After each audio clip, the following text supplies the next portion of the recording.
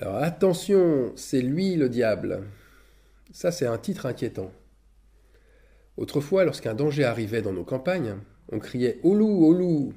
Maintenant, le danger est virtuel et on aurait plutôt tendance à crier au diable, au diable. Concrètement, concrètement, il existe un nombre impressionnant de vidéos, de blogs, de messages qui dénoncent des hommes ou des femmes qui sont impies sur le net. Les commentaires aussi, dans les forums, les vidéos, les réseaux sociaux, que cela soit Facebook ou Twitter. Les réseaux sociaux témoignent que beaucoup sortent l'épée pour attaquer l'ennemi. Il y a donc une guerre orchestrée avec des mots et des images qui cherchent à nuire. On identifie, première chose, puis on nomme la personne visée, et pour finir, on la diabolise. On en fait un portrait robot. On fait la liste de ses crimes, comme si on la recherchait pour la mettre à mort. Et la mise à prix, c'est le nombre d'approbations attendues. Les smileys, les pouces levés, les amens, les nombres de vues, etc., etc. Et des chrétiens, ne mâchons pas nos mots, sont devenus eux aussi de véritables chasseurs de têtes. Tout le monde est visé. Les chefs d'État, les rois, les reines, les princes, les grands de ce monde, mais aussi l'Église apostate dans son ensemble, toutes dénominations confondues, avec l'ensemble du clergé. On a les papes en tête, puis les pasteurs véreux, avec les prédicateurs séducteurs, ou aussi les prophètes trompeurs. Alors cette guerre est-elle inspirée? Est-ce que c'est le bon combat pour la vérité? Est-ce que Jésus voulait dire dans ces mots que ce combat arrivait, qu'il avait encore beaucoup de choses à nous dire, mais que nous ne pouvions pas les supporter maintenant? Mais quand le Consolateur sera venu, c'est-à-dire l'Esprit de vérité, il nous conduira dans toute la vérité, car il ne parlera pas de lui-même, mais il dira tout ce qu'il aura entendu, et il nous annoncera les choses à venir. Alors ça, c'est un autre contexte. Mais voilà ce que le Saint-Esprit, l'Esprit de vérité, m'inspire face à tout ça. Si ton frère a péché, reprends-le. Oui, reprends-le. Mais reprends-le avec douceur, et toi et lui seul. Car c'est entre toi et lui seul que les choses doivent d'abord se faire et se régler. Si tu accuses publiquement des hommes ou des femmes, tu les accuses de péché, repens-toi, tu as donné accès toi-même au mal. Pourquoi? Parce qu'on tombe alors dans une longue série d'offenses, c'est-à-dire que l'on tombe dans la médisance, dans l'outrage, dans la calomnie, dans la dénonciation. Ce sont toutes des œuvres de la chair. Donc, elles sont toutes diaboliques. Souvenez-vous, Jésus disant à Pierre, « Arrière de moi, Satan ». Non, Jésus ne montrait pas que Pierre était possédé du démon, il dévoilait simplement des œuvres de sa chair. Et il y a pire. Il y a pire comme s'en prendre à des défunts, s'en prendre à des étoiles déjà mortes. Et je dis des étoiles car on les a regardées comme cela en les plaçant très haut dans le ciel. Ces étoiles, lorsqu'on dit du mal d'elles, c'est salir la mémoire d'un disparu. Ce n'est pas respecter son histoire, ce n'est plus respecter son vécu. Et cela me fait penser au titre d'un roman, des années 60, je crois, de Boris Vian, « J'irai cracher sur vos tombes ». C'était une histoire de vengeance. Dans le cœur de ceux qui offensent de la sorte, il y a toujours cette idée de vengeance qui est enfouie dans leur inconscient. Comme si ces porteurs de ténèbres qu'ils accusent sont responsables quelque part des malheurs qu'ils ont eus, ou qu'ils sont responsables encore des malheurs qu'ils ont à affronter aujourd'hui. Certains d'ailleurs sont devenus des spécialistes dans le genre, des spécialistes dans le fait d'accumuler des preuves, qui sont toutefois assez souvent bien contestables. Des preuves pour aller dénombrer toutes les mauvaises fréquentations qu'une personne aurait eues autrefois. Ils voient aussi des signes diaboliques dans tout leur environnement. Alors ils se vantent d'avoir les preuves de leur culpabilité. Mais ils salissent au nom de la vérité. C'est comme au temps de Jésus sur terre. Les religieux accumulaient les preuves de ces mauvaises fréquentations avec les prostituées et les gens de mauvaise vie pour accuser Jésus de tromperie et d'imposture. Ne soyons pas comme eux, toujours à regarder à l'apparence. Il n'y a que l'apparence qui compte et pas au cœur. Ils ne regardaient pas au cœur. S'en prendre aux autres publiquement, en les nommant, pour leur montrer leurs erreurs, c'est vrai que cela paraît au premier abord très courageux, et puis très juste aussi, mais au premier abord seulement. Parce que quand on y regarde de bien, l'intention profonde est tout autre. C'est encore une fois vouloir se placer en juge et partie, c'est encore une fois vouloir amplifier l'estime que l'on a de soi-même en dénonçant une injustice, en dénonçant une idolâtrie. C'est encore l'effet de projection. C'est projeter ses fautes, ses propres fautes sur l'autre. En montrant du doigt le mal que l'on voit, on croit inconsciemment se débarrasser du mal qui est encore en soi. On se voit blanchi de l'extérieur, mais sans oser vraiment regarder l'intérieur. Jésus était pourtant clair, tombeau blanchi. Jamais, je dis bien jamais, le Seigneur ne nous inspirera un tel acte en s'en prenant aux autres. Pourquoi ? Parce que nous n'avons pas à traîner les autres dans la boue, nous n'avons pas à les mettre dans la boue de leurs péchés. Nous pouvons leur dire les choses, c'est vrai, mais en particulier, en les avertissant avec douceur et fermeté. Puis après une seconde fois, nous nous séparons d'eux. Regardez Jésus. S'en est-il pris publiquement à l'occupation romaine en Israël ? Quand on lit bien, il n'a parlé que d'un temple à détruire. Notre temple, notre corps.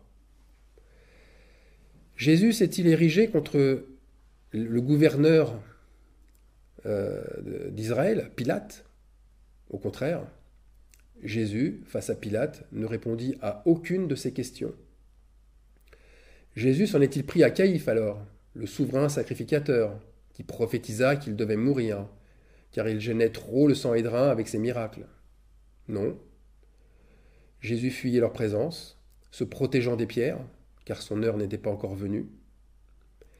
A-t-il réuni ses 11 disciples pour les mettre en garde contre Judas Iscariote? Toujours non. Il les envoyait, curieusement, avec lui, guérir les malades et chasser les démons. Alors a-t-il traité de démoniaque et couvert de mépris et d'opprobre le grand docteur d'Israël, Nicodème, qui ne savait même pas qu'il fallait naître d'en haut pour croire en Dieu? S'en est-il pris à lui publiquement? Toujours non. Il a attendu qu'il vienne, la nuit, le voir secrètement pour l'exhorter. Alors à quoi sert de s'obstiner à vouloir changer le cours des choses? À se croire le porteur de la vérité par la dénonciation. C'est le Saint-Esprit qui convainc de pécher. C'est lui le déclencheur d'un changement de comportement. Joignez-vous plutôt à lui par la prière. Car attention, si vous allez reprendre un frère ou reprendre une sœur en Christ, il faut toutefois s'assurer soi-même de ne pas être aussi tombé. Examiner l'autre demande toujours de s'examiner soi-même au préalable. Ensuite, qui vous dit que c'est le moment? Qui vous dit qu'il est l'heure de le faire? Qu'il est l'heure de montrer l'homme incarnant le mal? Qu'il est l'heure de montrer l'homme du péché, de pointer du doigt l'homme du péché? Jésus a peut-être une autre stratégie. Une stratégie comme celle de laisser les faux oins et les idolâtres se rassembler, qu'ils s'unissent, ou qu'ils aillent au bout de ce qu'ils ont décidé de détruire. Ou encore qu'ils continuent à se souiller, comme il est écrit à la fin du livre de l'Apocalypse au chapitre 22. Car le temps est proche, que celui qui est injuste soit encore injuste, que celui qui est souillé se souille encore. La marque de la bête est déjà reconnaissable sur une multitude de personnes, dont beaucoup sont des croyants en Christ qui se sont illusionnés. Ils restent aveugles, car ils ne veulent pas du Seigneur Jésus-Christ, mais ils veulent un autre Seigneur. Bizarrement, ils ne sont pas convaincus de péché, puisqu'ils ne croient pas au Fils de Dieu. C'est Jean 16, 9 qui nous le dit. Ils ne sont pas convaincus de péché. On peut déjà reconnaître cette marque à l'attitude qu'ont les hypocrites, ceux qui le louent de leur bouche et le condamnent par leurs actes sans amour. Jésus ne nous demande pas de rechercher qui sont ces gens et de les traquer pour les avertir qu'un jugement arrive et va tomber sur eux, pour avertir aussi les autres que ce sont des loups ravisseurs. Non, Jésus veut que l'on se prépare soi. D'abord, reconnaissons une chose. Celui qui ne met pas de l'huile dans sa lampe n'a pas de lumière à montrer. Donc, qu'il s'occupe de lui-même. Ensuite, le fait d'avertir les autres du mal qu'ils font, cela ne vous donne aucun mérite, ni aucun droit supplémentaire devant Dieu. Bien au contraire, c'est une responsabilité, mais pas de disciple, de prophète. Si vous vous croyez faussement prophète, eh bien vous irez inévitablement contre la volonté du Seigneur en dénonçant les méchants. Car les méchants, ils font eux aussi la volonté de Dieu sans qu'ils le sachent. Et là aussi, il y a un ordre divin à respecter. Dieu veut se servir d'un prophète avant tout pour avertir, pas pour dénoncer.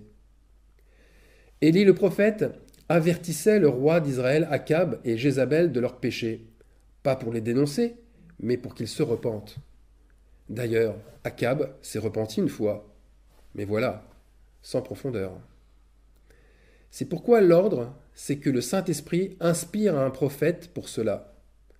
Il l'instruira lui-même pour qu'il use de sagesse et de vérité au moment qu'il a choisi et de la manière qu'il a inspirée. Je vous propose de relire ce qui se passait au temps des juges dans la Bible, à l'époque où personne ne régnait sur le peuple hébreu. Le Seigneur oignait un prophète à ce moment-là. Il a oint Gédéon, tout comme Samson, tout comme Déborah. Ils ont tous été oints juges en Israël. Ils n'ont pas agi selon leur bon vouloir. Ils ont agi en obéissant à une mission que Dieu leur avait ordonnée et confirmée. Et quand on y regarde bien, ils ne brandissaient pas leur onction devant les autres pour qu'ils se soumettent à eux. Eux-mêmes demandaient des signes de confirmation. La preuve qu'ils ne jouaient pas les grands prophètes sur d'eux-mêmes et de leur pouvoir, c'est que leur humilité et leur faiblesse les rendaient complètement dépendants du Seigneur. Et en plus, ils avaient à sacrifier beaucoup, vraiment beaucoup. Les exemples sont nombreux. Gédéon, impressionné devant l'armada déployée par l'ennemi, reçut un signe de l'ange de l'Éternel pour le fortifier. Car même en prophétisant sa victoire sur le camp des Madianites, c'était pas suffisant. Même quand l'ange de l'Éternel venait lui dire qu'il allait gagner, c'était pas suffisant. Il lui fallait une dose de courage supplémentaire pour manifester ce qu'il avait à manifester. Même Samson, renommé pour sa force surhumaine, il avait conscience que tout provenait de l'onction et non de ses dons. Les yeux crevés, les pieds et les mains enchaînés, ses cheveux coupés, sans plus aucune force, il supplia le Seigneur de finir ce pourquoi il avait été oint, c'est-à-dire exterminer les Philistins et leurs idoles. Eh bien aujourd'hui, même diminué physiquement et intellectuellement, un vrai prophète n'aura qu'un seul but, finir sa mission, c'est-à-dire briser les chaînes, libérer les captifs, annoncer la vérité. Cette mission, les prophètes l'eurent parce que Dieu avait entendu qu'on criait à lui pour être délivré de la violence de l'oppression. Alors aujourd'hui, si vous avez crié comme moi-même aussi j'ai crié à Dieu, eh bien le Seigneur est fidèle dans ses promesses et il vient vous délivrer. Il vient vous libérer et il vous fait entendre la vérité. Amen.